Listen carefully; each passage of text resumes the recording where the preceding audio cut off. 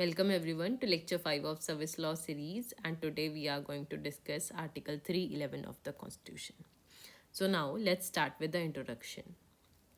Article 311 provides procedural safeguards to civil servants against arbitrary dismissal, removal or reduction in rank.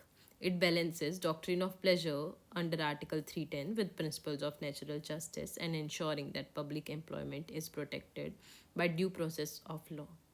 तो जो article 311 है वो एक procedural safeguard है. It provides for procedures that have to be followed in cases where the civil servant is being dismissed, removed, or reduced in rank against any arbitrary is very antithesis to the equality, and therefore it cannot be any arbitrary dismissal, removal, or reduction in rank.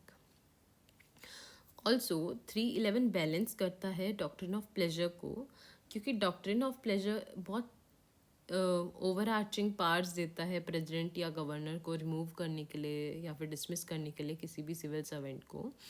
तो यहाँ पे कुछ एक natural justice से related principles दिए गए हैं जो कि फॉलो करने बहुत ज़रूरी हैं अगर in case civil servant is being removed, reduced in rank, or dismissed by an authority.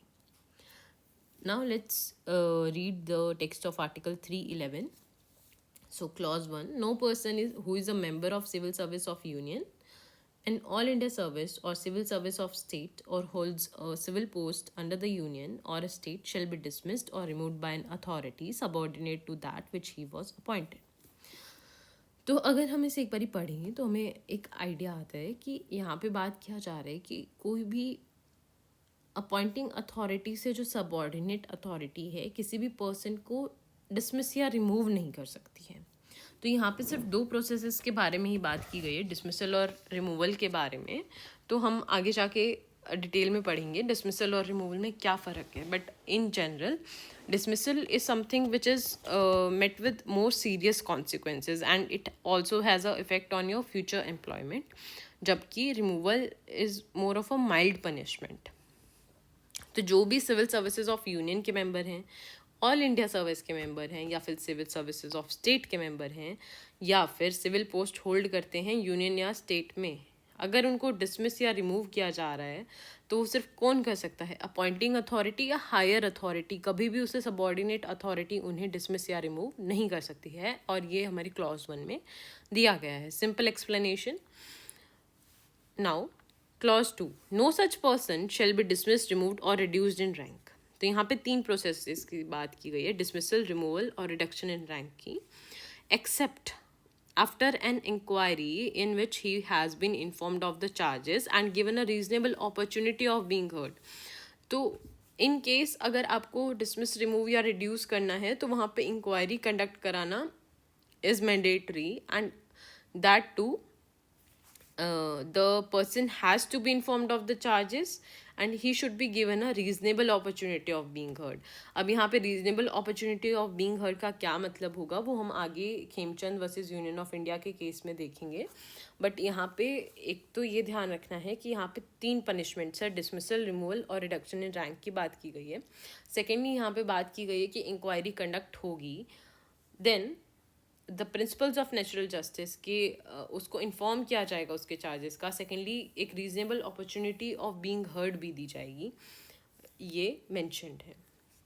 अब इसके एक्सेप्शंस हैं by way of proviso to article 311 clause 2 कि इंक्वायरी 3 केसेस में ज़रूरी नहीं होगी कंडक्ट करनी, और वो 3 केसेस हैं जहाँ पे कन्विक्टेड है person, that is by due process of law. Court of law ने उसे कन्विक्ट किया है क्रिमिनल चार्ज पे, ड्यू कन्विक्शन होना चाहिए.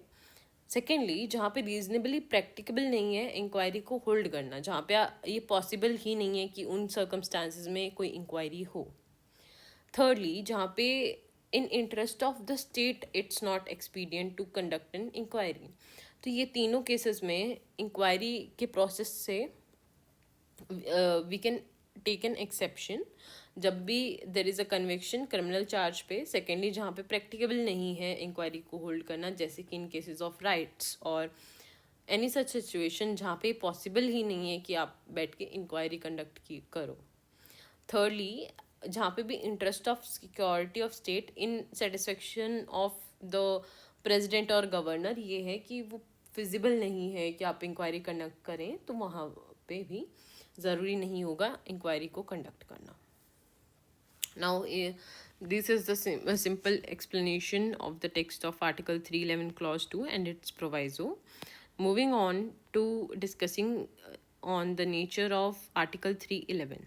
तो जो Article 311 है, it's in form of a proviso to Article 310, and Article 310 basically absolute power देता है, और इसी एब्सोल्यूट पावर को लिमिट करता है आर्टिकल 311 कुछ एक प्रोसीजरल सेफगार्ड्स प्रोवाइड करके, चेक्स प्रोवाइड करके इस एब्सोल्यूट पावर पे.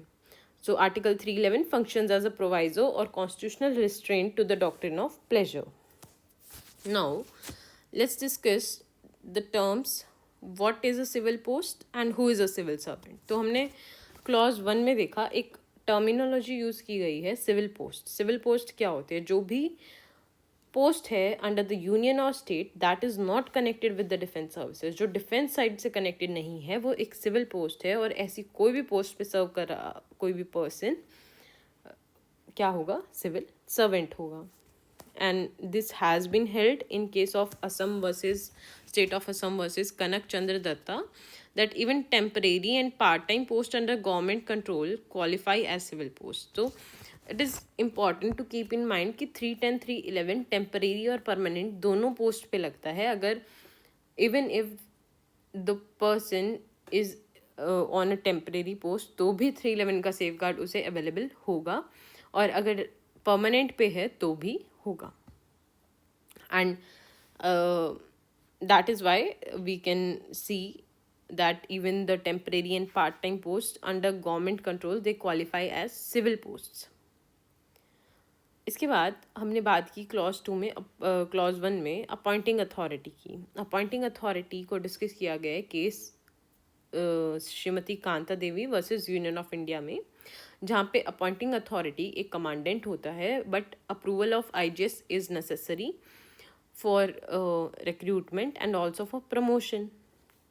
बट इस केस में ये बोला गया था कि जो अपॉइंटिंग अथॉरिटी है उसे कमांडेंट ही होगा, and no one else than him or authority higher than him can remove or dismiss a civil servant. तो ये एक केस था अपॉइंटिंग अथॉरिटी के ऊपर. And then sorry, we have discuss the 3 term dismissal, removal and reduction in rank. तो dismissal जो है वो परमानेंट सेवरेंस है सर्विसेज से, दैट इज़ कि इसके बाद दोबारा कभी रीअपॉइंटमेंट नहीं होगा, and often with a stigma. तो basically it's a most stringent type of punishment that is inflicted upon an individual, and it also disqualifies him from any future employment.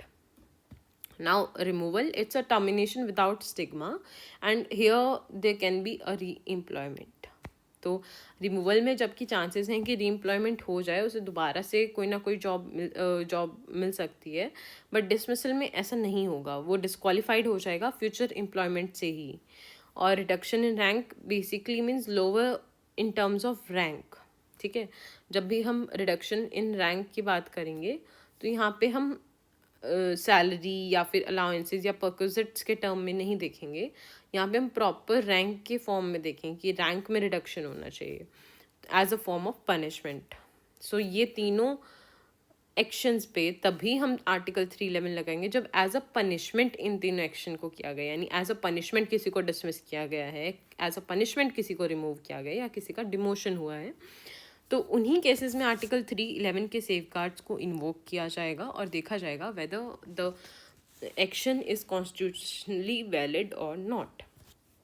So that's it for this video. We'll continue this article in the next video.